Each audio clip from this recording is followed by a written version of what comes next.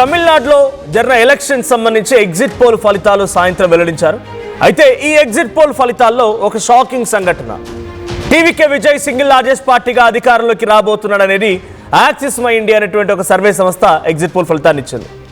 So మిగిలినటువంటి people pulse కానీ, Chanakya strategies కానీ, చాణక్య సర్వే కానీ, మిగిలిన స్ట్రాటజీస్ సంబంధించిన ఇతరత్ర ఎగ్జిట్ పోల్స్ అన్నీ కూడా డిఎంకే అధికారంలోకి రాబోతోంది. అక్కడ ఉన్నటువంటి స్థానాలతో పోలిస్తే 118 స్థానాల్లో అక్కడ ఎవరైతే గెలుస్తారో వాళ్ళు ప్రభుత్వాన్ని ఏర్పాటు చేస్తారు.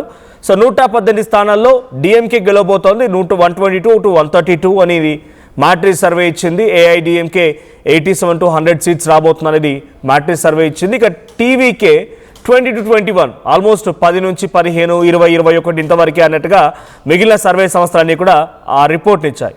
కానీ యాక్సిస్ మై ఇండియా ఇచ్చినటువంటి ఈ సర్వే ఫలితం మాత్రం అందరినీ షాక్కు గురి చేసింది. యాక్సిస్ మై ఇండియా ఇచ్చింది ఏకంగా 98 నుంచి 120 స్థానాల్లో టీవీకే విజయ్ గెలవబోతున్నారు అనేది యాక్సిస్ మై ఇండియా ఇచ్చిన సర్వే.